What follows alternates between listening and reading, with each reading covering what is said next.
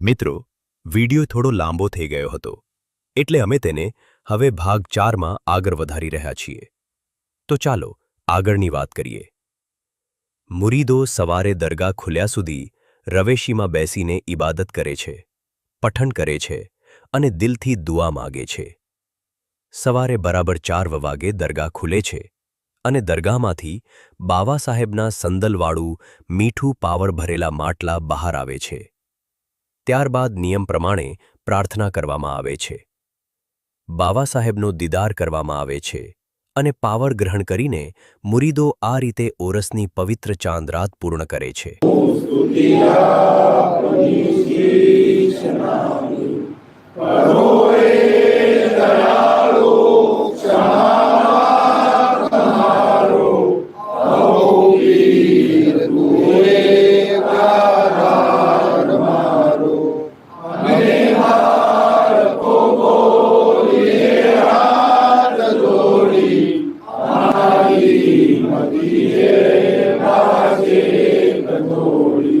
મિત્રો, દીદાર અને પાવરની વિધિ પૂર્ણ થયા પછી મુરીદો ચા નાસ્તો કરે છે અને ફ્રેશ થાય છે. ત્યારબાદ સવારે લગભગ 6 વાગ્યાના આસપાસ એક ખાસ રસમ થાય છે. જે લોકોની માનતા પૂરી થઈ હોય તેમને બાવા સાહેબની રવેશીમાં તોલવામાં આવે છે.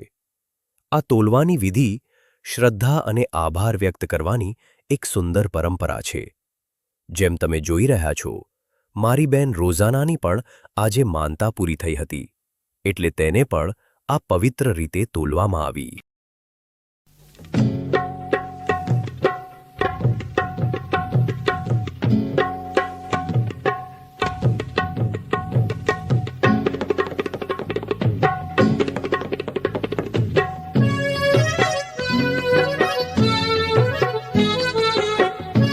મિત્રો, તોલવાની વિધિ પૂર્ણ થયા બાદ બાવા સાહેબની શોભાયાત્રા નીકળે છે.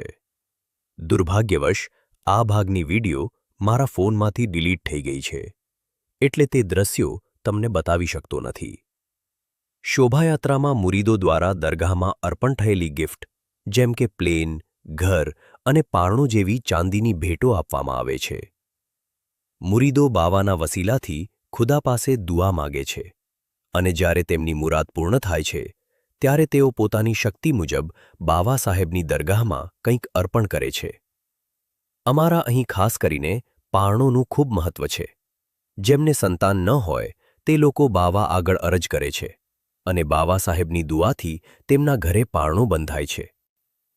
જેમ તમે જોઈ રહ્યા છો, શોભાયાત્રાના વધામણા ખૂબ જ હર્ષ અને ઉલ્લાસ સાથે કરવામાં આવે છે. તો મિત્રો, આ સાથે અમારી સંદલ ઓરસ 2026 સિરીઝ અહીં પૂર્ણ થાય છે. જો તમને અમારી વિડીયો ગમી હોય તો લાઇક, શેર અને સબસ્ક્રાઇબ કરવાનું ભૂલતા નહીં. તમામ મિત્રોનો દિલથી આભાર. તમે આપેલો સપોર્ટ અમારે માટે બહુ મહત્વનો છે.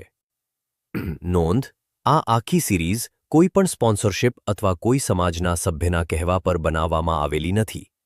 આ મારા પોતાના અનુભવ અને વડીલોથી સાંભળેલી માહિતી પર આધારિત છે.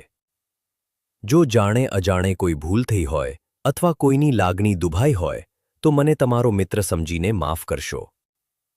હવે મળીએ નવી વિડિયો અને નવી સિરીઝ સાથે. ત્યાં સુધી માટે અલ્લાહ હાફિઝ. Bye bye.